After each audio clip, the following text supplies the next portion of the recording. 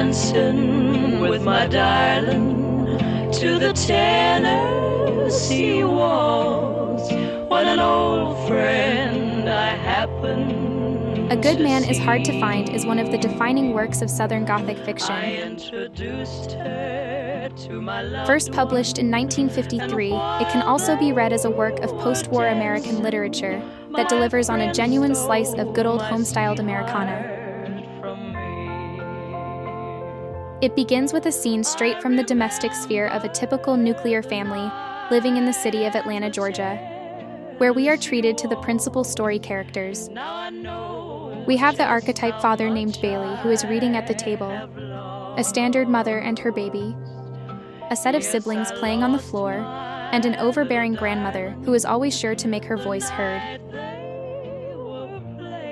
The story quickly transitions into a road trip, where the family is crowded into the broad seats of an old car as the lush Georgia sunshine beats down upon the countryside around them. As they make their way southwards towards Florida, grandmother chatters incessantly, pointing out all the landmarks and the local curiosities, imposing upon everyone her version of the world as they go. But beneath the surface of this seemingly ordinary journey, O'Connor has constructed for us a direct collision with theology, certain to have us wondering about the meaning of life. The story is not merely a tragedy about a family's unfortunate encounter with a killer. It is a profound examination into the nature of grace, the absurdity of the human ego, and the desperate, often unrecognized need for redemption in a fallen world. Old friend I happened to see, I introduced her. The grandmother serves as the story's exasperating focal point. From the outset, she is obsessed with appearances, meticulously dressing so that anyone finding her body on the highway would know that she was a respectable lady. Her morality is for show. It's superficial. It's rooted in nostalgia for a past that never existed, in the belief that goodness is connected to your social standing and your line of ancestry. And she's constantly insisting on the inherent goodness of others, people like Red Sammy Butts, who did certain things because he was naturally what we might call a good man, though we know she's caught up in hasty generalizations. She is a woman who, throughout her life, has carefully curated the facade of Christian virtue, even as she finds herself lacking in the substance of true faith. The catalyst for the story's violence derives from grandmother's own vanity. When she convinces Bailey to take a detour, to visit an old plantation she believes is nearby, replete with a mystery about some hidden silver, she's driven by a selfish desire to satisfy her own whims, masking her manipulation with a plea for the sake of the children's education. When she realizes the house is actually in Tennessee, she freaks out and she agitates the cat Pity Sing, who in turn freaks out as well and collides with Bailey, which ultimately causes the family car to crash. In the aftermath of the accident, they are trapped in a ditch, and it is here that the family encounters the embodiment of chaos previously known about only in the newspapers. What a stroke of luck. The Misfit is the story's most chilling character, yet paradoxically, he's the one who speaks the most profound truths. He is a man who's been pulverized by the world, searching for the rationale that speaks to his suffering and finding none. Unlike the grandmother, who retreats into platitudes when confronted with the specter of death, the Misfit is obsessed with the ultimate question: did Jesus raise the dead, or did he not? He recognizes that if indeed Christ did break the laws of nature, then everything else, all the suffering, all the punishment, all the mundane meanness of life, has to be reevaluated. His nihilism, his insistence that there is no real pleasure in life, stems from a terrifying suspicion that without the resurrection, human action is entirely unmoored from the threshold of ultimate meaning.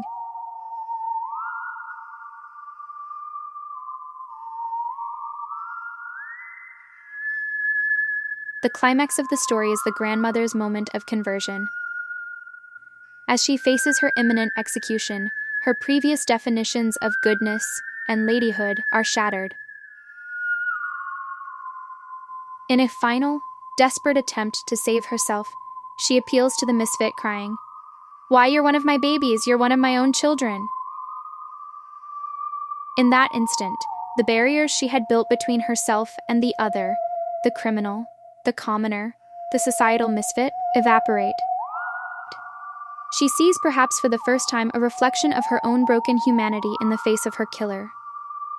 She reaches out and touches him, and in that act of recognition, she experiences grace that is violent, unwanted, and entirely transformative. She's murdered immediately, but her face is left smiling at the cloudless sky. As a Christian, this story serves as a bracing, uncomfortable reminder of the nature of grace. It is not a polite social virtue or a reward for a life well lived. Grace is the radical, jarring intervention of God into the wreckage of human pride.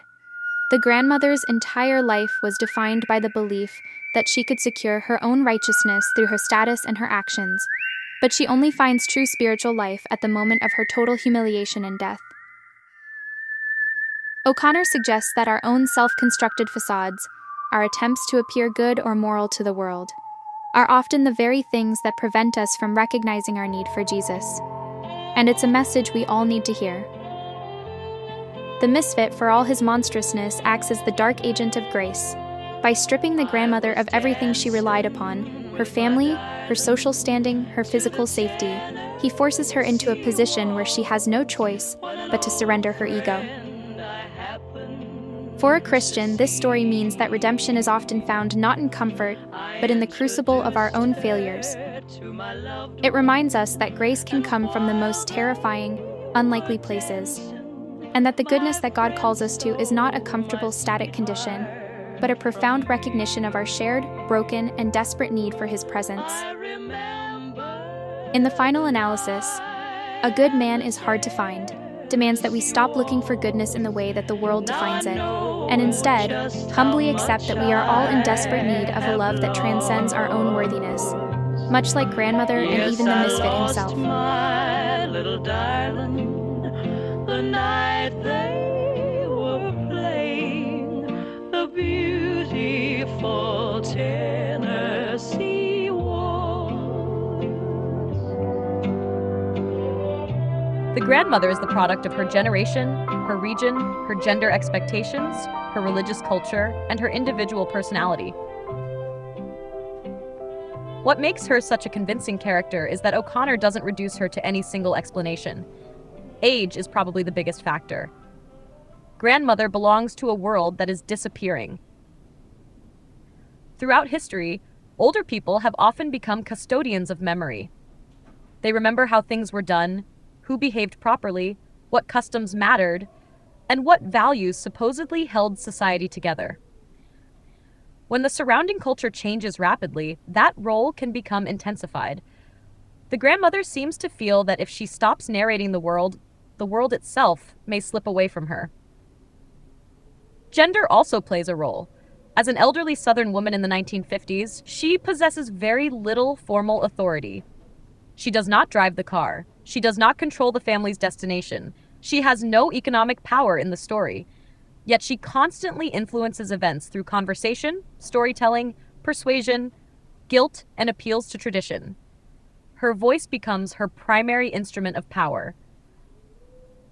Much of her talking can be interpreted as an attempt to maintain relevance within a family structure where her authority has already begun to fade.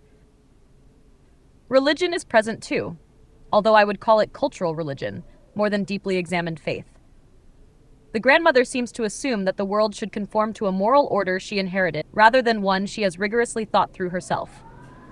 She speaks in the language of goodness, respectability, and Christian virtue, because those are the categories through which she understands reality.